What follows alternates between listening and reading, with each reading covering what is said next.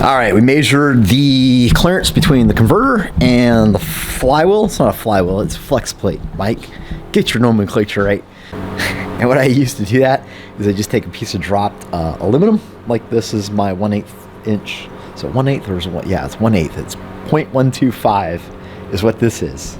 So there's supposed to be a 1/8 gap on there anyway. So I just stick this in there and hope that there's still space, and there was about 60 thou more than this, which I think is fine. Like you go back to your convert, just consult with the converter company to figure out what they recommend, but I think that's fine.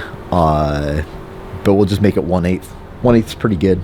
1/8 is pretty good all around clearance. So we did that, and we'll get that guy so it's marked, and I wrote it down so we'll know what we need to do, because all this stuff has to come out once we're done putting it all in here. It's just part of the mock-up deal, the mock-up and the final. That way you can make sure everything's done. And then we stuck our dipstick in. This is just a deal I got off of Summit for like a F-body. It was like a, I don't know, it was like a hot rod or something or another. All these dipsticks all basically are the same thing, the same length. I mean, basically you just need that to make sure that the end of this deal goes past X amount and it has the right curve to it. You might have to do some bending and manipulating with these dipsticks, usually with the headers. It's always a pain in the ass, but it's not terribly, but just don't kink it. Whenever you're trying to bend your tube, always use a tube bender or use something round. Like I was just using the top of the engine hoist because it's a nice round thing, because you don't want to kink it. Once it kinks, then it's hard to get in and out. Yeah, so I just want to let you guys know, we're just knocking out the little stuff. I think we're going to go mess with the foot pedal now. Boy, make a list. I'm just super efficient all of a sudden. It's not easy like Sunday morning. You guys see a problem here? Does anybody see a problem? So, yeah. I don't know. I think if we were using like the truck spacing, maybe, or not the truck spacing. So we got in here is the truck spacing. It works like shit, Mike. If we were using maybe the Camaro or Corvette spacing, maybe you get away with this. Maybe.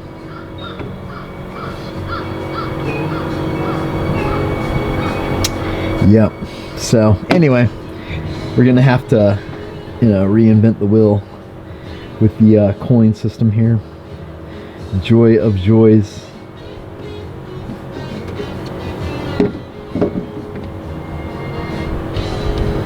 See, here's the problem, is the stock radiator is made to sit exactly how this radiator is sitting, which is oddly enough behind this, and then it's got little nice mounts for the air condenser, and Volvo did a nice job. It's just not going to work out well for us. This is what I kind of came up with. I'm like, hey Mike, if you could just put the radiator here, right? You guys see this slot right here?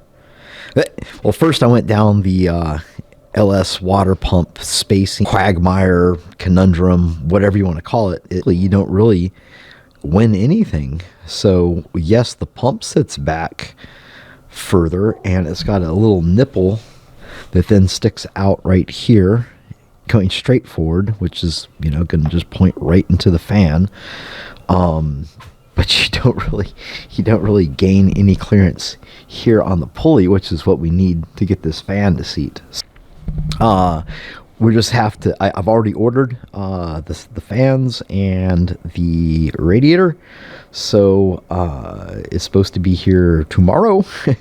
Or no, it ships tomorrow. Yeah, that's right, ships tomorrow, so it'll be here probably shortly. They always do a good job. The stuff they have in stock, they do a good job with. No growlies at them about that stuff.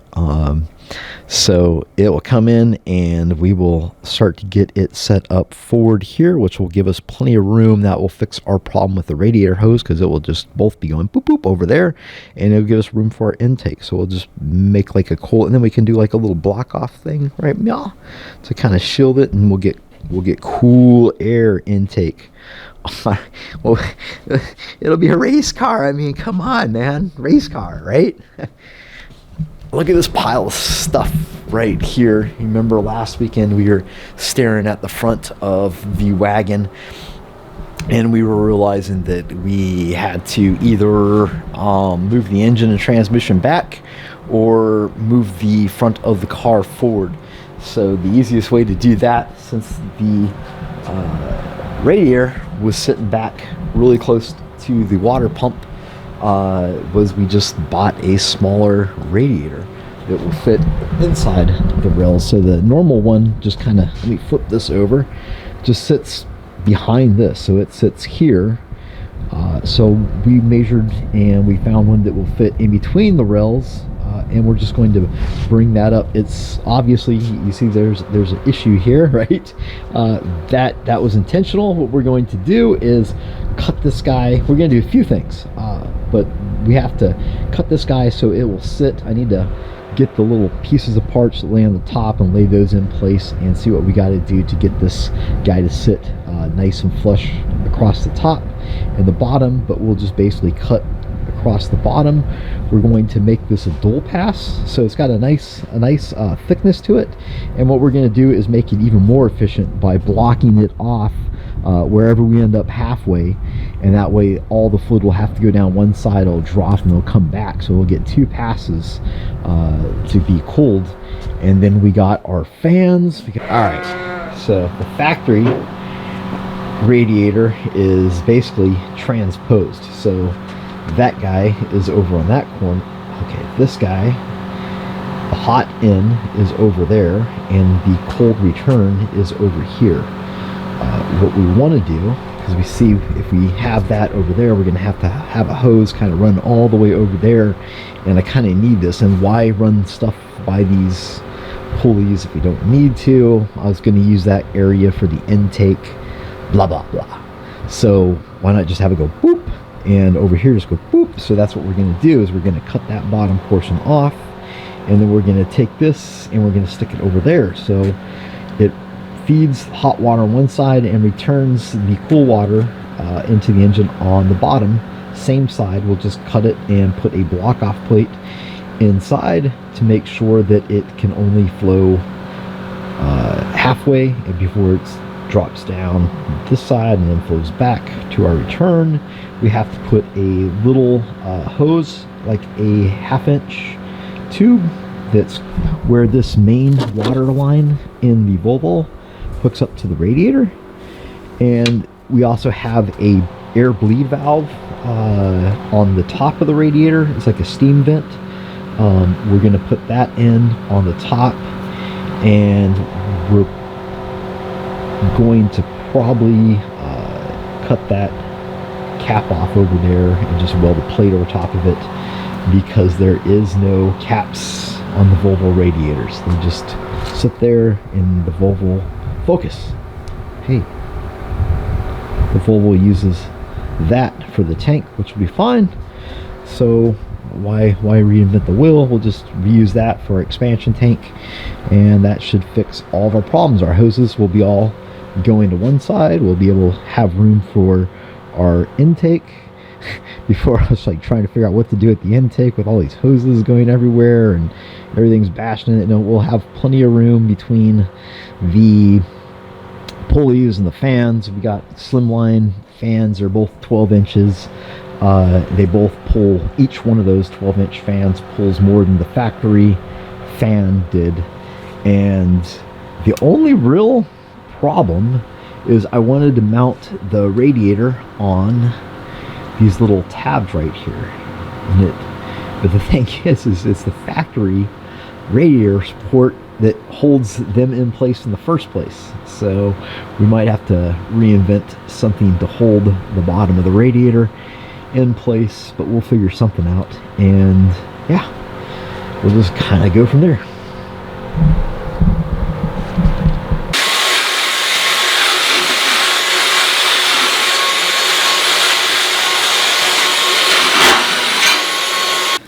We got a radiator that is substantially shorter than what it was. I don't remember what it was, but it needed to be 3.5 inches shorter. We'll figure it out when we get it back in the car, whether we accomplish that or not. So yeah, in case you've never cut a radiator up before, it's messy. So yeah, That's not too bad. So on this guy, this is my practice cut, so we made sure that we had some sort of clue what we were doing. And then this cut, we came in, just took my time, was patient, didn't force it. Those real thin Portaban blades, they're already like all wonky. So I find like the kinder and the gentler you are to them, the more you let the blade just do its job, the more it tends to cut straighter. So we just walk that in, sit on both sides. I dropped the old Sawzall on it, and once I got past the end tank, which was only like, because it was already cut, I just laid this guy, so it was here, and I just ran the Sawzall across it, so it kind of made this like clean cut, and then your top section will look like that when you do that, and this stuff will be ripped out, and it's laying all over. It's a mess. Yeah, so that is it. And as long as you don't cut through these fins, then you're good. Yeah, you guys see Radiator in the radiator spot. Room, lots. Lots.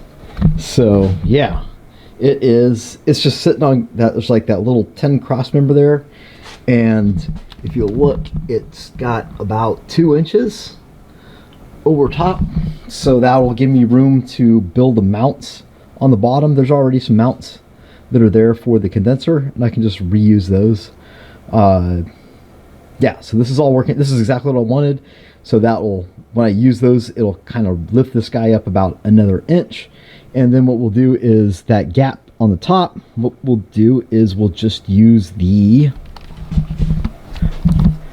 foam rubber stuff that you use to insulate your pipes, out of your hot water heater.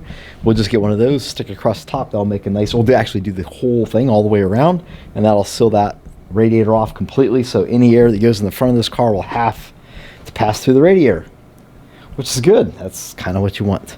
So all that did what I hoped it to do. I'll take this off so you guys can see this as well. Yep, so it's just sitting there, happy with all this.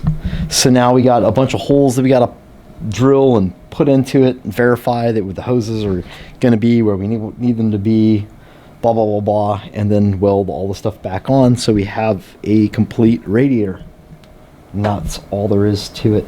I'll take you along as we go along, and I add the mounts and stuff. If it's worth recording, I will.